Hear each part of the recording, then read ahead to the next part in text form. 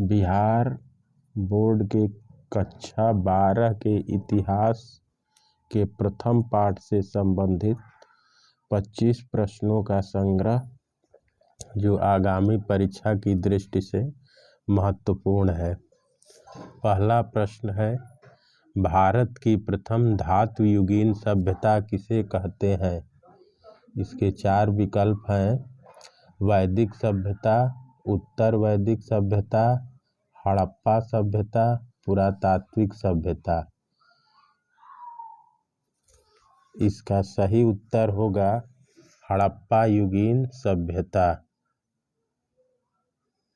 दूसरा प्रश्न है, गणेश्वर जोधपुर संस्कृत का संबंध कहाँ से मिलता है? गणेश्वर जोधपुर संस्कृत का साक्ष्य कहाँ से मिलता है? इसका पहला विकल्प है खेतड़ी क्षेत्र से, दूसरा बनावली क्षेत्र से, तीसरा जोरवे क्षेत्र से, चौथा है चिरांद क्षेत्र से। इसका सही उत्तर होगा खेतड़ी क्षेत्र से गणेश्वर जोधपुर संस्कृत का साक्ष्य मिलता है। तीसरा प्रश्न है, मोहनजोदड़ो की खोज 1922 ईस्वी में किस पुरातत्ववेत्ता ने की थी? पहला विकल्प है राखलदास बनर्जी, दयाराम साहनी, माधव स्वरूप वत्स, बीबी लाल। इसका सही उत्तर होगा राखलदास बनर्जी।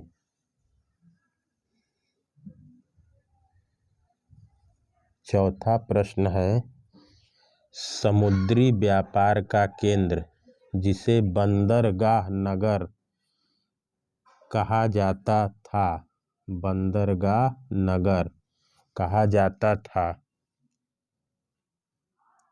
पहला है लोथल, दूसरा है बनावली, तीसरा है कोटडीजी, चौथा है कालीबंगा।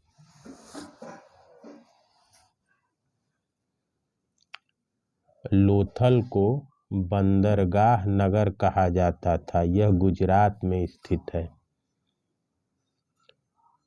पांचवा प्रश्न है, उत्तरी तथा दक्षिणी प्रदेश की राजधानियां कौन से नगर को कहते थे?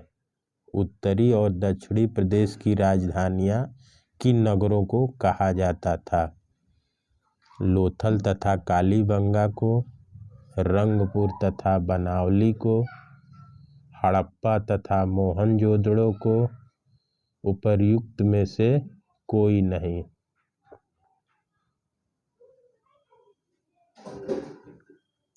हड़प्पा तथा मोहनजोदड़ो को उत्तरी तथा दक्षिणी प्रदेशों की राजधानियां कहा जाता था। छठा प्रश्न है, किस नगर को शत्रुओं से रक्षा हेतु दीवार से घेरा गया था? शत्रुओं से रक्षा हेतु दीवार से घेरा गया था। कालीबंगा, मोहनजोदड़ो, चहुंदड़ो, हड़प्पा।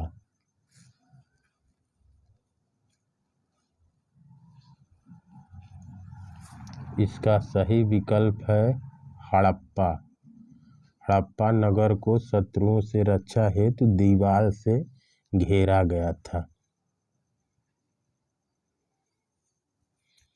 सातवां प्रश्न है,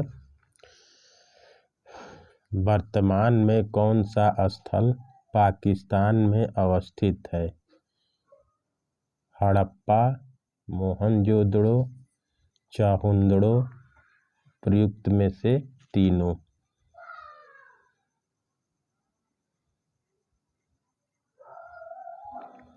हड़प्पा, मोहनजोदड़ो और चहुंदड़ो ये तीनों ही स्थल पाकिस्तान में अवस्थित है, अतः इसका विकल्प चौथा होगा।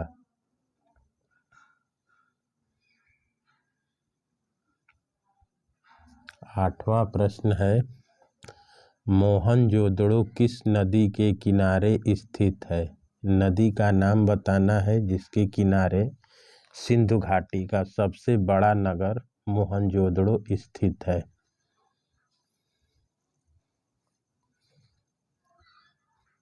इसका विकल्प है सिंधु नदी, रावी नदी, सतलुज नदी, चिनाब नदी।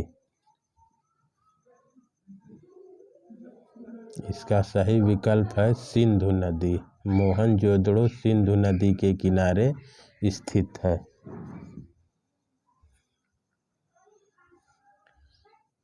प्रश्न नंबर 9, हड़प्पा किस नदी के किनारे स्थित है? वहाँ मोहनजोदड़ो को बताना था, यहाँ हड़प्पा को बताना है कि किस नदी के किनारे स्थित है। सतलुज नदी, चिनाब नदी, सिंधु नदी, रावी नदी।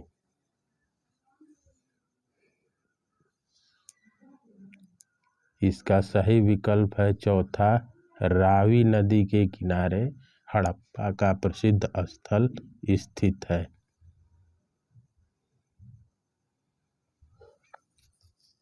प्रश्न नंबर 10 है जो काफ़ी महत्वपूर्ण है और तकरीबन हर 2 साल या 1 साल के अंतर में पूछता रहता है।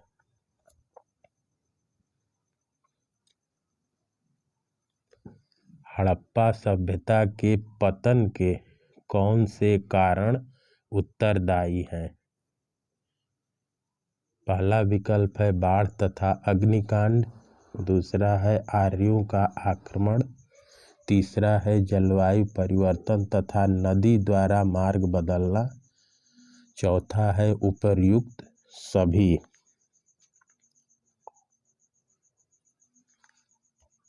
इसका सही विकल्प होगा विकल्प 4, उपर्युक्त सभी। हड़प्पा सभ्यता के पतन के सभी कारण प्रभावी कारण है। बाढ़ तथा अग्निकांड, आर्यों का आक्रमण, जलवायु परिवर्तन तथा नदी द्वारा मार्ग बदलना।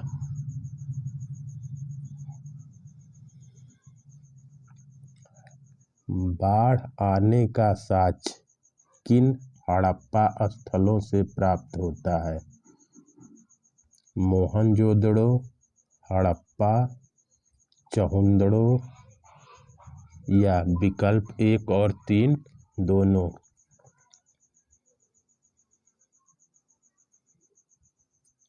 इसका सही आंसर होगा विकल्प 1 और 3 दोनों, अर्थात मोहनजोदड़ो और चहुंदड़ो दोनों स्थलों से बाढ़ आने के साक्ष्य प्राप्त होते हैं।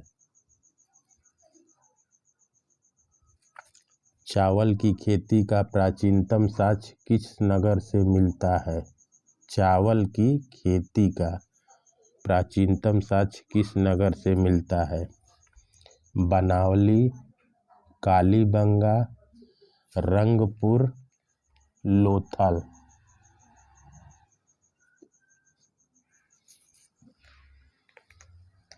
इसका सही विकल्प होगा लोथल। लोथल से चावल की खेती का प्राचीनतम साक्ष्य मिलता है। प्रश्न 14, घोड़े के अवशेष वाला हड़प्पाई स्थल कौन सा है? घोड़े के अवशेष किस हड़प्पाई स्थल से मिले हैं? कोटदीजी, सुरकोतड़ा, बनावली, मोहनजोदड़ो।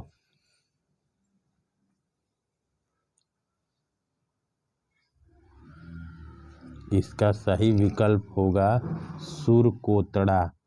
यहीं से घोड़े के अवशेष प्राप्त हुए हैं।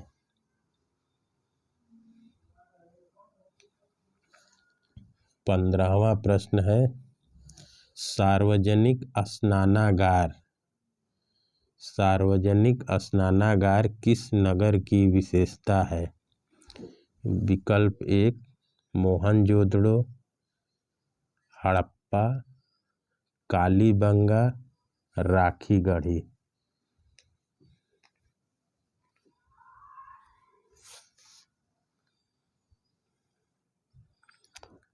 मोहनजोदड़ो सार्वजनिक स्नानागार के लिए प्रसिद्ध है।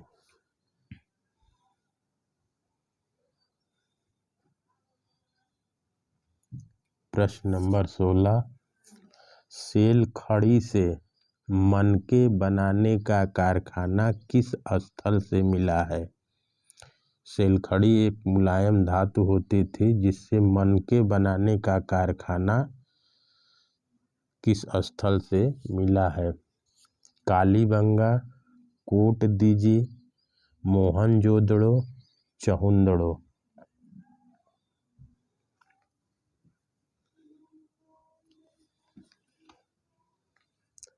चहुंदड़ो स्थल से मनके बनाने का कारखाना मिला हुआ है।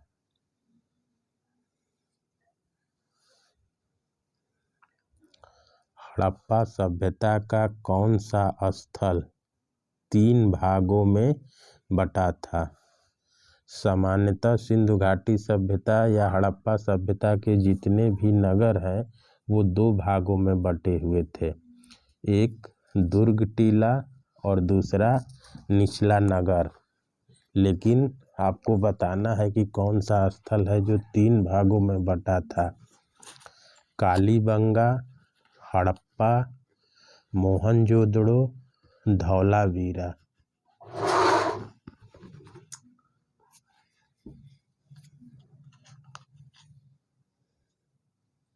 इसका सही आंसर होगा धौलावीरा, यह राजस्थान में है।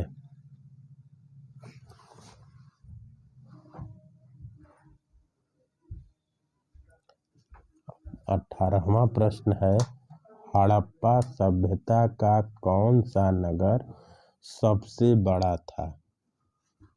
इसका विकल्प है हड़प्पा, मोहनजोदड़ो, कालीबंगा, लोथल।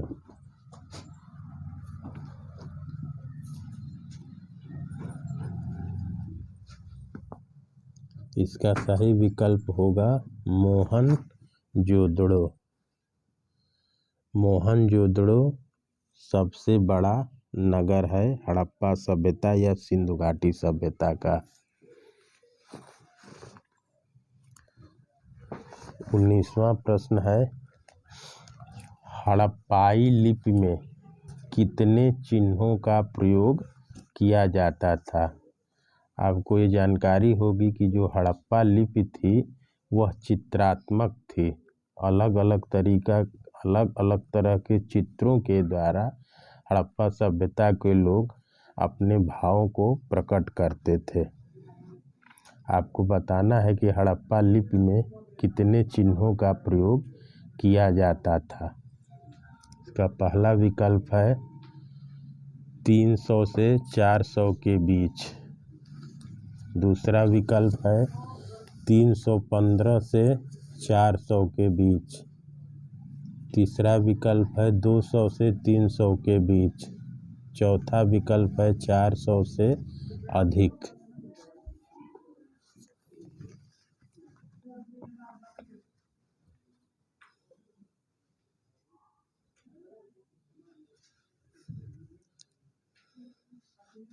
इसका सही विकल्प होगा दूसरा, 315 से लेकर 400 के बीच चिन्हों का प्रयोग किया जाता था लेखन के लिए।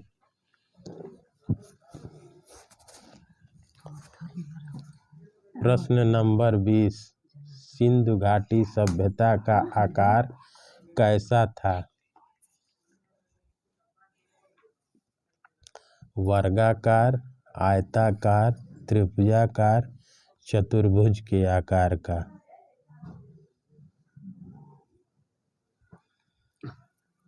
सिंधु घाटी सभ्यता का जो आकार था वह त्रिभुजाकार था।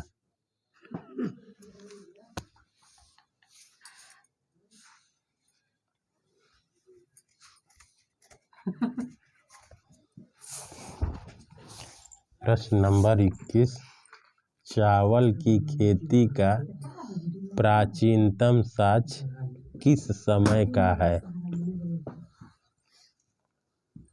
पहला विकल्प है 1700 ईसा पूर्व, दूसरा विकल्प है 1800 ईसा पूर्व, 1900 ईसा पूर्व या 1600 ईसा पूर्व का।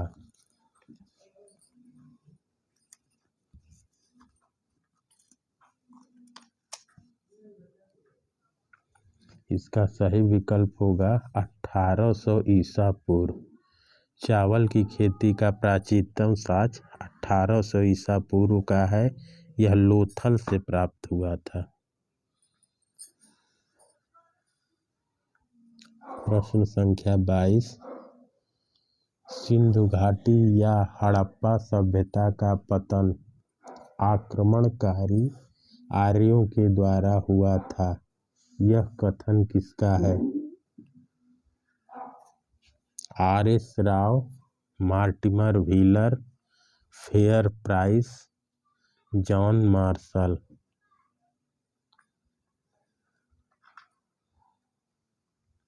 इसका सही आंसर होगा मॉर्टिमर व्हीलर। इन्हीं का मत है कि सिंधु घाटी सभ्यता या हड़प्पा सभ्यता के पतन जो हुआ था वह आक्रमणकारी आर्यों के आने से हुआ था।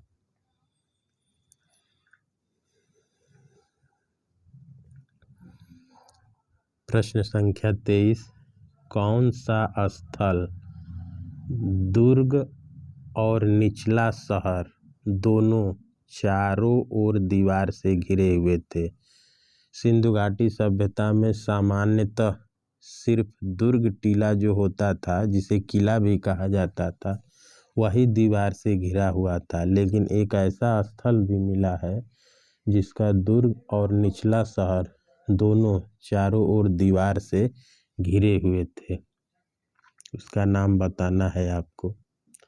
पहला विकल्प है हड़प्पा, दूसरा है मोहनजोदड़ो, तीसरा है कालीबंगा, चौथा है लोथल।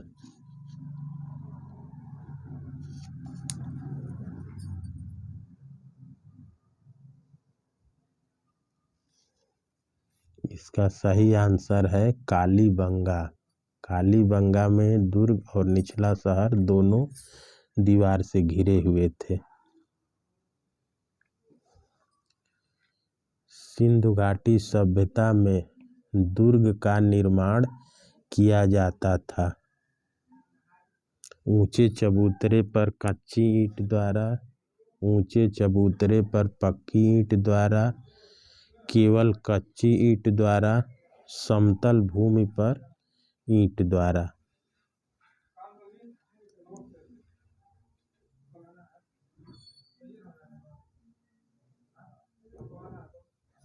इसका सही विकल्प होगा ऊंचे चबूतरे पर कच्ची ईंट द्वारा दुर्ग टीले का निर्माण किया जाता था। 25वां प्रश्न है, हड़प्पा और मोहनजोदड़ो में भवन तथा इमारतों का निर्माण किया जाता था कच्ची ईंट द्वारा, पक्की ईंट द्वारा, दोनों से। विकल्प चौथा है स्पष्ट नहीं है।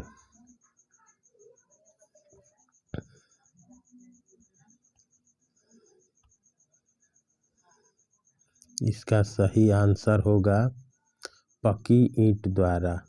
हड़प्पा और मोहनजोदड़ो जो दो नगर थे, यहाँ पे जितना भी निर्माण हुआ था वो पक्की ईंटों के द्वारा ही हुआ था।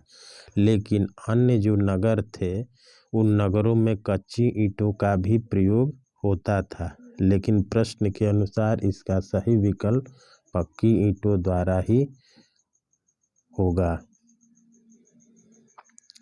इन प्रश्नों को आप देखें, हल करें और अपने संग्रह में इसको रखें।